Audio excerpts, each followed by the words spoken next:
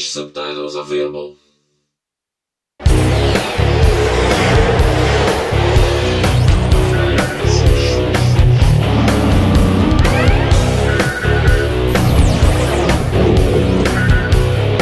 No programa de hoje, falaremos sobre a 9ª etapa do Mundial de Fórmula 1 do iRacing.com. E mais, falaremos também sobre a 9ª etapa do Mundial de NASCAR disputado no circuito de Kentucky. Nosso entrevistado da semana é o bicampeão da NASCAR iRacing Series, Ray Alfalla.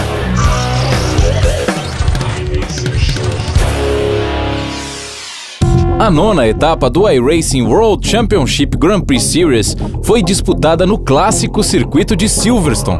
60 voltas programadas para os 5.140 metros da pista.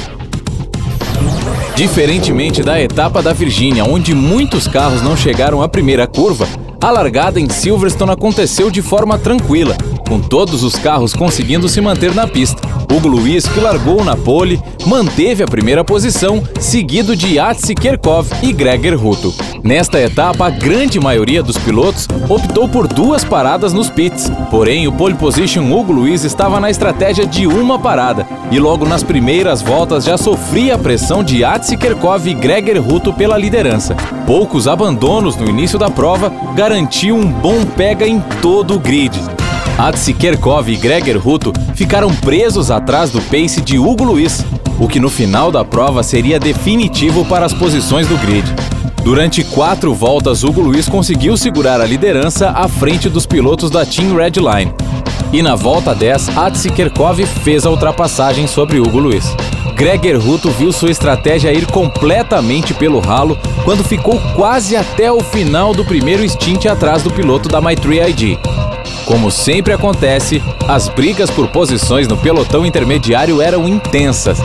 Daniel Lopes, mais uma vez fazendo um grande início de prova, já era o 4º colocado na volta 15 da corrida. E o Huabi, piloto da Pro Series que fazia sua primeira participação em corridas no WCS, estava voando baixo e já brigava pela 6ª posição com Luke McLean na volta 17. Na volta 24, o líder da prova, Yahtzee Kerkov, fez seu primeiro pit stop, retornando no meio do pelotão, fazendo com que ele perdesse ainda mais tempo. Na volta 27, foi a vez de Greger Hutto ir para o pit, confirmando que ia para 2 paradas. A dificuldade de ultrapassagem da pista fez com que a corrida ficasse mais morna após a primeira rodada de pitstops. Na volta 33, os pilotos que estavam na estratégia de uma parada começavam a fazer seus pitstops, e o Huabi e Stephen Michaels foram os primeiros a entrar. Na volta 34, Hugo Luiz fez sua parada nos pits, voltando atrás de Greger Hutto, sendo que os pilotos da Team Redline ainda tinham mais uma parada nos pits. Na volta 37, Luke McLean iniciou as paradas para quem estava na estratégia de 2 pitstops. Jeremy Butterloop também fez o pit. Luke voltou na 5ª posição após seu último pitstop. Daniel Lopes mais uma vez fazia uma excelente corrida e na volta 39 assumia a 3ª posição da corrida. Mesmo estando em 4º, Hugo Luiz foi o único piloto do grupo da frente a ir para uma só parada. Na volta 44, Yahtzee Kerkov, o líder da prova, fez sua 2ª parada, voltando na 4ª posição atrás do piloto da My3ID, Hugo Luiz. Na volta 46, foi a vez de Daniel Lopes fazer a sua parada nos pits, retornando na 6ª posição à frente de Jeremy Butterloop e atrás de Stephen Michaels. Na abertura da volta 47, foi a vez de Greger Hutto fazer sua última parada. Com isso, Hugo Luiz garantiu com maestria fazer sua estratégia funcionar e reassumir a primeira posição da corrida. Hutto voltou atrás de Yahtzee Kerkov, retomando as posições de largada dos 3 primeiros. Enzo Bonito, que fazia uma boa corrida, teve problemas no final da prova e acabou abandonando. E o Huabi garantiu um sólido top 10 em sua primeira participação no WCS deste ano. Restando 9 voltas para o final, quem tentava ainda chegar mais à frente era Greger Hutto. Depois de uma sequência de erros de Yahtzee Kerkov, a distância caiu bruscamente e a 2ª posição de Yahtzee Kerkov começou a ficar ameaçada. Hugo Luiz, fazendo barba, cabelo e bigode, venceu a etapa com uma prova impecável, terminando com um domínio de 5 provas de Greger Hutto, que chegou na 3ª posição, logo atrás de Yahtzee Kerkov. com Luke McLean na 4ª posição e Stephen Michaels fechando na 5ª posição. Daniel Lopes foi o 6º colocado. Aliás, os 6 primeiros terminaram exatamente como começaram a corrida, sem alteração nas posições. O posicionamento do campeonato após 9 etapas ficou assim.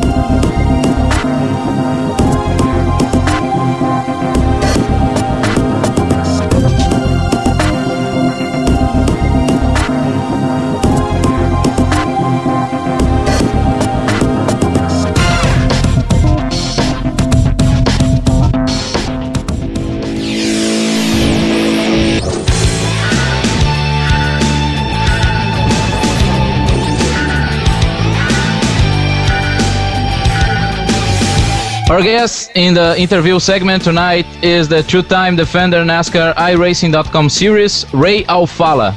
Good night, Ray.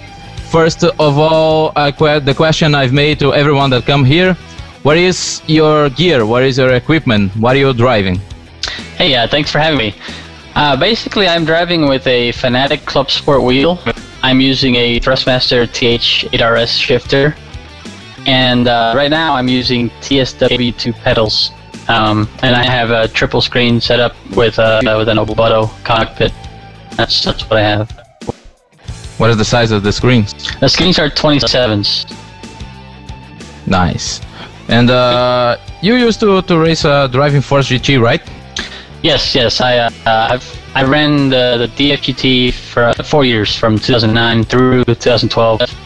That's the wheel I was using for the 2 championships in the NISWC, and this year I decided to get the Club Sport wheel, and it's a really nice wheel, and it's I don't know if it makes me faster or not, but it feels very realistic, and it's very smooth, so it makes it more fun to race.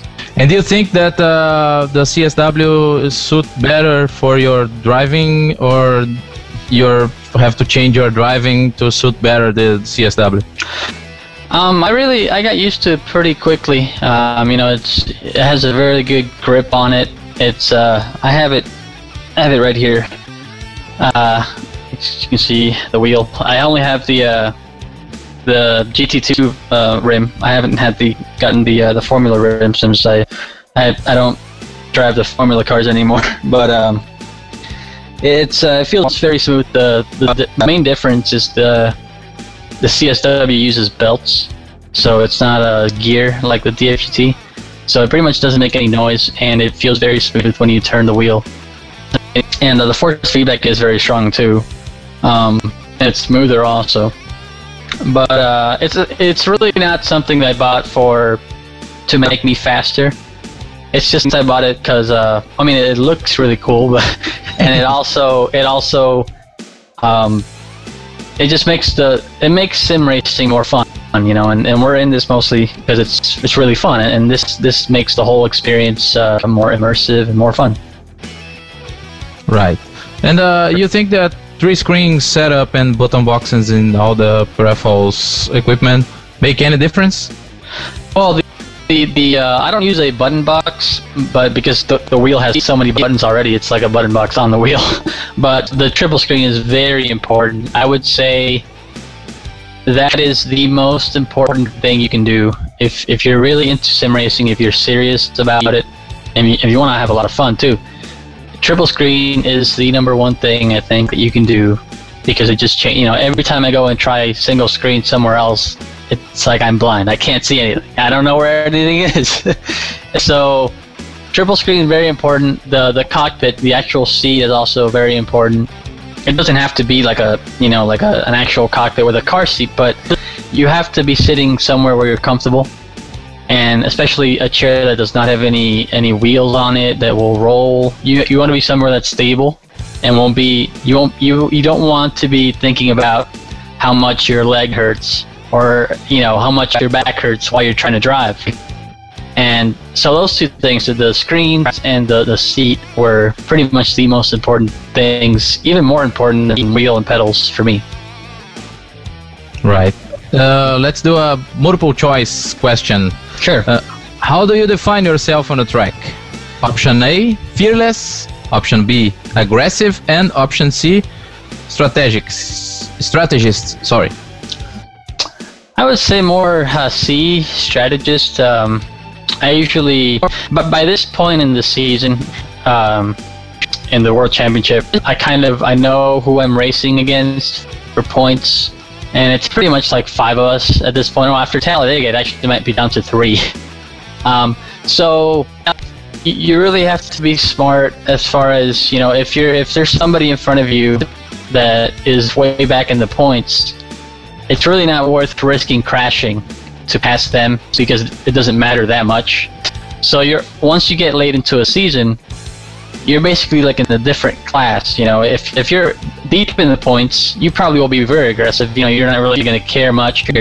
If you crash, oh well, I'm not even in, you know, title contention. But if you're in title contention, you have to be very careful about how you race. You know, when you go race hard or not. And I always try to go, you know, for the win, but I'm not. And this is something I learned mostly after 2010, where I had this problem where I would run up front all race, and then late in the race, I would just self-destruct. I would just crash out for no reason, just do stupid mistakes.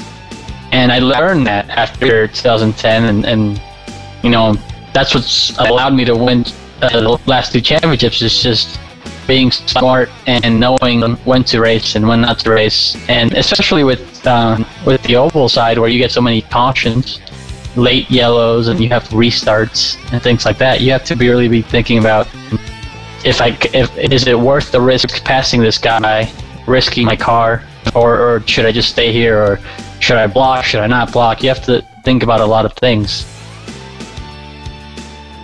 Right. And do you think this is not in our script, but do you think that if iRacing.com series have the restart zone, the restarts will be less trouble, like Pocono, should I say? Yeah, well, I do think there should be a restart zone, just like real life. And really, I think the best way to enforce that is simply, you know, if the pace speed is 55, just say that the leader cannot be over, you know, 65 by the time the green comes out. That ensures that he cannot jump, basically. It's just that, of course, then it becomes a judgment call, sort of, because I don't know if the sim shows. I don't know if the sim shows the actual green flag coming out when you're watching a race live. So it might be something to. It might be something to where they have to go back and look at it after that. So I don't know. Maybe, you know, if they could find some code. Like, I think in NASCAR 2003, there was some code for that because you could not jump the restart. You pretty much had to go right when the green came out. Maybe, like, you could maybe jump it by a second, but you never really knew when the green was going to come out. So if we could get it like that, it would be a lot better. But I don't think the restart line is what causes problems. Really, if you're in second place, that's the worst place to be because you're for sure not going to be in the lead, and you probably will get passed by a third place guy. But it doesn't cause crashes because you know, the leader just goes and then everybody follows. You know, at the end of these races, what causes crashes is just people losing their patience, or if some people in the back have fresh tires, some people in the front don't have fresh tires, they'll be much faster. And just knowing how to not crash is very important, basically. Yeah. So did you race road courses in iRacing? And which is your favorite combo, if you do so? Yeah, I did. I ran the Road Series, the World Championship. I ran it in 2010 and 2011. I finished 15th in points both seasons. And I did a lot of road racing back when iRacing started, when we were all in Skip Barbers. That was a lot of fun in 2008, 2009. And then when the F1 car came out, everybody sort of just moved up. And it was, you know, I had a very good time. My biggest problem was basically qualifying. I would always qualify in the back of the field, and on the road side, that's just terrible because there's no cautions. It's hard to pass, and it usually meant you went into turn one and there's like a 50% chance of crashing. So yeah, you know, and it's like that. It's still nowadays. You know, they've gotten a lot better, but it's still, if you're in the back, the chances of crashing are very high because, you know, it's an open wheel car. They're very fast.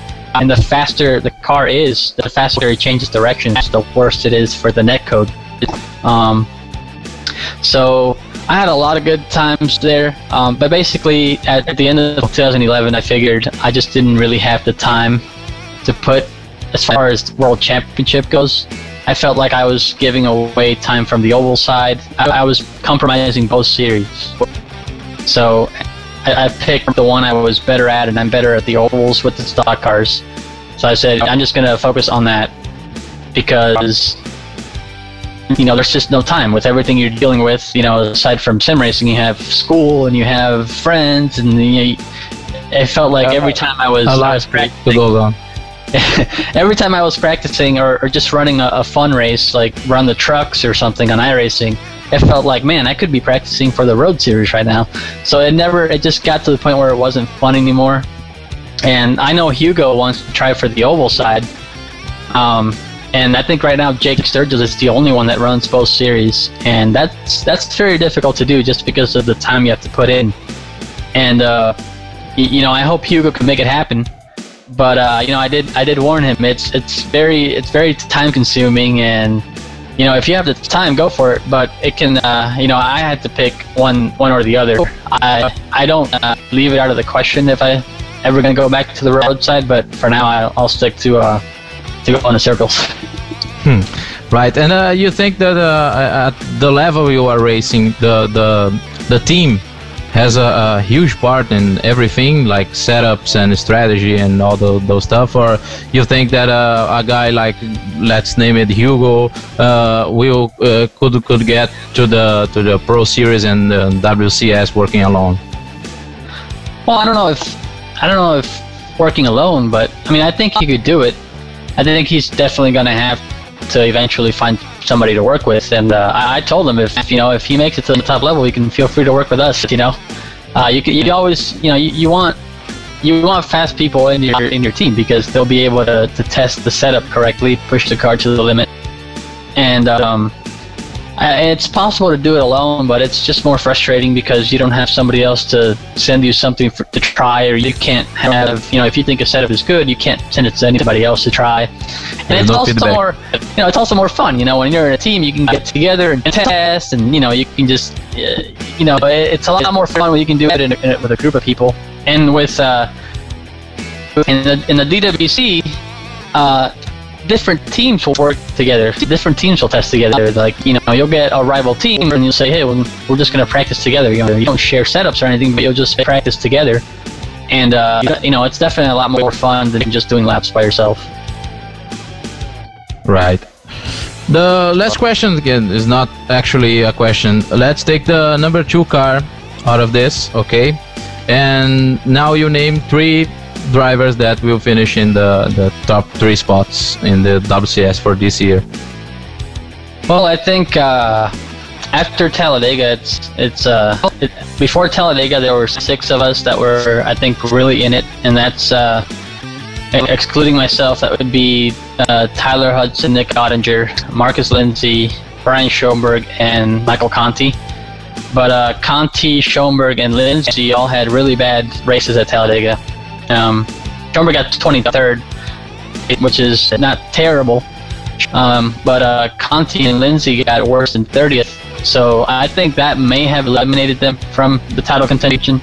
So I think Tyler Hudson, Nick Ottinger, and Brian Schoenberg, which are pretty much like the top, you know, it's top 4 in points, I guess you could say, are the guys, and Lindsay and Conti always run up front as well. Those have been the guys who have been there all season long, and I expect them to stay there.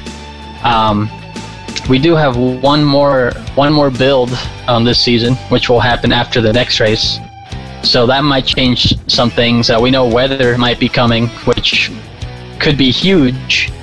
You know, and there's always physics changes to the tires and things like that. So it could change a little bit, but for the most part, those are the guys that I've been racing up front all season, and I don't expect that to change much. Right. You have a tough start of the season, and do you think this new car was the the big deal for this, or you think I don't know, just a regular racing and not that kind of? Well, I think the two crashes at the beginning of the season, that's just bad luck. It's Daytona was just a freak deal, and so was Phoenix. The new car has nothing to do with climbing the wall at pit road in Phoenix. It's just one of those things. But I have had some trouble though with this car because of the things the car does. It hits the ground a lot and it bottoms out, and it makes it to where it's tight all the time, sort of.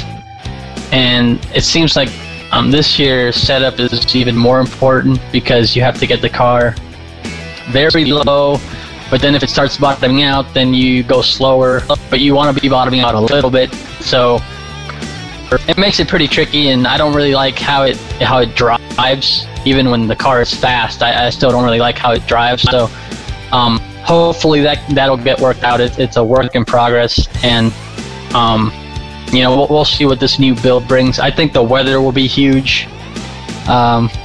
Just because if it's really hot or if it's really cold, the track will change grip. So that might change completely how the car drives, and you never really know after a new build. But I'm looking forward to if we do get the weather in, that should be very interesting. Right. So, Ray, I want to thank you for being here with us, and I want to give you some time to say anything for your sponsors, teammates, or anything else. Well, thank you for having me. I want to thank Pro Consulting, Gary Mercer Trucking, and iRacing Brazil.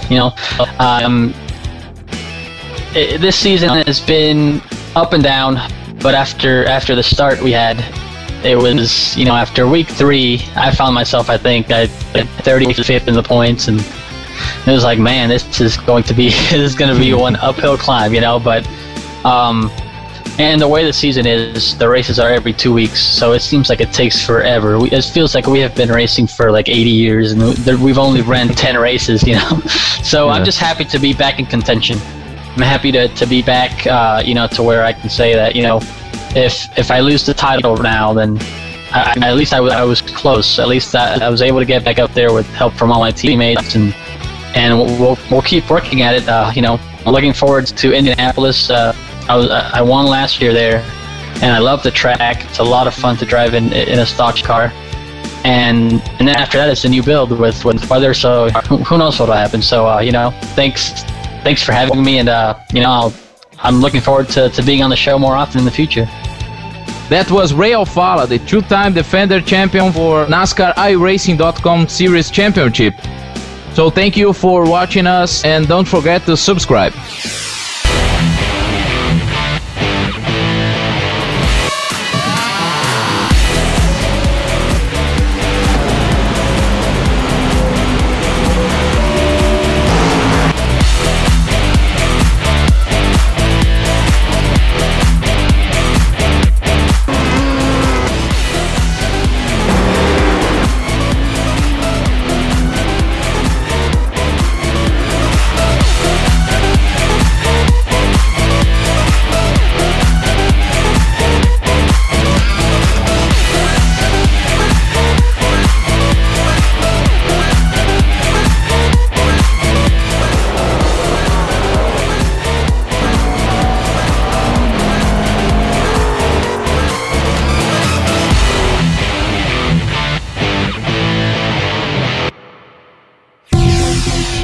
A 9ª etapa do NASCAR iRacing.com Series foi disputada no circuito de Kentucky. 1,5 milhas para as 167 voltas programadas para a noite de terça-feira. Michael Conti, do carro 5, largando na pole position, com o carro 2 de Ray Alfalla largando na 2ª posição. Logo na largada, Michael Conti disparou na frente, mantendo a 1ª posição. Ray Alfalla e Marcus Lindsay tentavam não perder o contato. O líder do campeonato, Tyler Hudson, no carro 01, mais uma vez fazendo uma corrida conservadora, estava na 18ª posição na volta 4. Volta 6 e Michael Conti consegue manter o gap para o resto do pelotão. O mesmo não acontecendo com Ray Alfala, que já levava pressão de Marcus Lindsen e Brian Schoenberg pela segunda posição. Início de prova muito estratégico, onde a fila única formada pelos pilotos prevaleceu com poucas ultrapassagens. Na volta 16, Nick Ottinger, do carro 05, deixava o Facet Purolator número 24 de Carson McClellan para trás, assumindo a 8ª posição. 27 voltas e a fila única continuava na pista com os pilotos ainda na parte estratégica da corrida. Poucos pilotos avançavam no grid. Um deles era o carro 05 de Nick Ottinger, que já figurava na 6ª posição. Ao final da volta 31, o carro 1 de Marcus Lindsen, que desde o início da prova pressionava o carro 2 de Ray Alfala, finalmente dá o bote para tomar a 2ª posição. Volta 36 e a primeira bandeira amarela da corrida acontece. Joey Brown, no carro 12, tem contato lateral com o carro 29 de Kevin King e também com o carro 20 de Danny Hansen, causando a primeira amarela da prova. Na parada nos boxes, Ray Alfala retoma a 2ª posição de Marcus Lindsen. Landon Huffman apareceu como surpresa na 2ª posição, saindo de 24º. Mas logo se confirmou o erro do piloto do carro 75 ao entrar no pit, e na volta seguinte, ele fez a sua parada. Os ajustes feitos durante o pit stop parecem não ter ajudado o piloto do carro 5, Michael Conte, que não teve o mesmo domínio no segundo stint, e na volta 46, o bicampeão Ray Alfala fazia a ultrapassagem para assumir a liderança da corrida. Volta 50 e a 2ª amarela da prova é lançada. Mais uma vez o carro 12 de Joey Brown envolvido, porém desta vez do outro lado da cerca. Ele recebe um toque do carro 52 de Patrick Baldwin e acaba indo para o muro, trazendo a amarela para a prova. Segunda parada nos pits, um curto stint em bandeira verde e muita gente trocando 2 pneus para ganhar posições no grid. Os líderes Ray Alfala, Marcus Lindsen e Michael Conte, trocando 4 pneus, acabaram ficando para trás. Marcus Lindsen ganhou a posição de Ray Alfala nos pits e caiu para a 3ª posição. O carro 42 de Dylan Duval, piloto da Pro Series que complementava o grid do WCS, e o carro 6 de Steve Sheehan assumiram a primeira fila com a opção de 2 pneus. Relargada complicada, com o carro 42 distracionando completamente na largada e criando uma grande confusão, com 4 wide acontecendo atrás.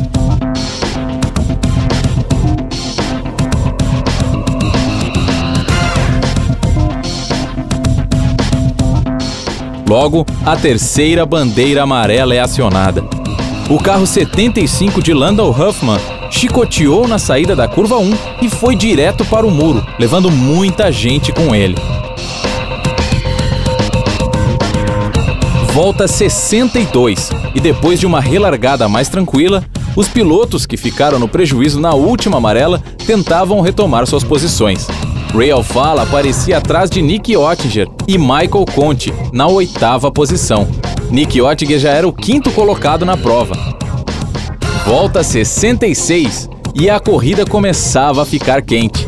Nick Ottinger já na 3ª posição no carro 05, trazia com ele Michael Conte em 4º no carro 5 e Marcus Lindsen em 5º no carro 1.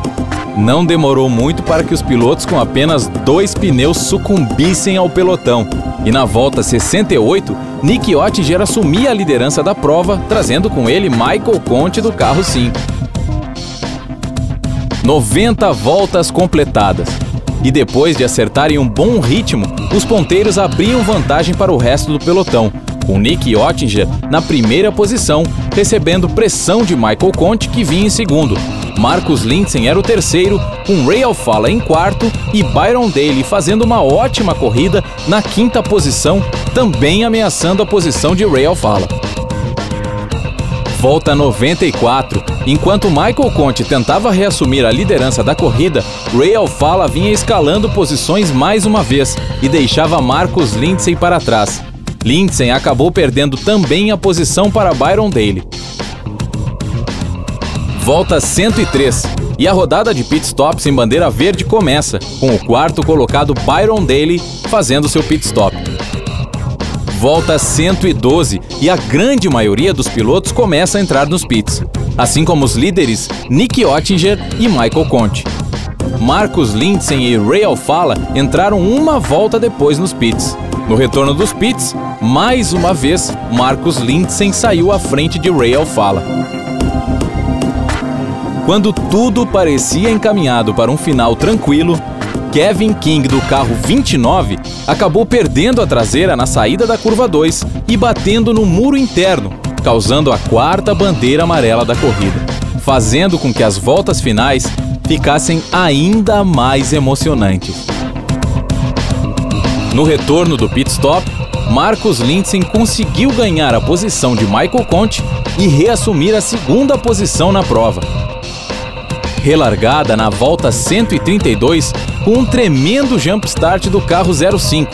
Michael Conti e Ray Alfala pela linha de dentro aproveitaram o jump start e ganharam a posição de Marcus Lindsen. Logo na entrada da curva 3, a 5ª bandeira amarela é acionada. Mais uma vez, o carro 29 de Kevin King, que já avariado, parece tentar segurar o carro pela linha de fora na curva e acaba sendo acertado pelo piloto do carro 91, Josh Berry. Volta 142 e a 6ª bandeira amarela da prova. O piloto do carro 96, Richard Doucet, ao perder a traseira do carro no trioval, foi tocado por trás, causando a bandeira amarela.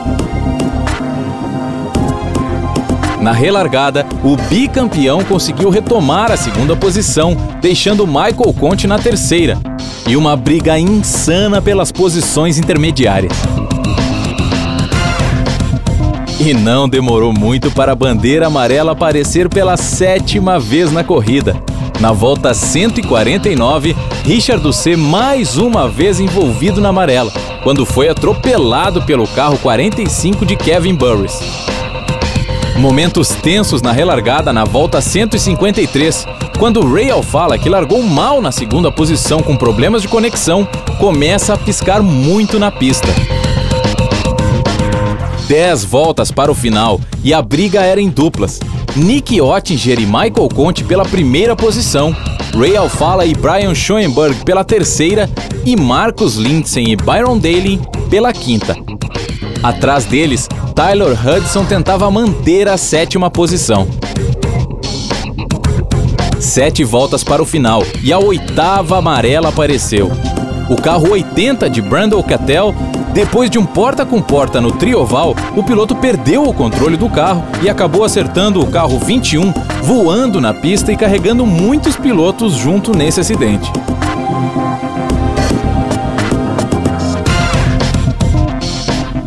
Última relargada, com 2 voltas para o final. Tenta segurar o ritmo, que o preparo e mostra para Nick Ottinger. Não largou muito bem Nick Ottinger. Não largou muito bem Nick Ottinger. Última volta da prova. Aliás, 2 voltas pro final ainda. Espalhou Nick Ottinger. É um trio wide quase. Alfala tenta. Michael Conti vem por fora. Olha o Schoenberg também tentando. O Carson Dawes tenta se aproximar, coloca por dentro. Olha o Tyler Hudson vindo também. Corrida com a bandeira amarela. O Nick Ottinger vence. Nick Ottinger garante a 4ª vitória na temporada, com Michael Conti na 2ª posição, Ray Alfala na 3ª, Brian Schoenberg em 4º e Marcus Lindsen fechando na 5ª posição. O campeonato, após 9 etapas, ficou assim.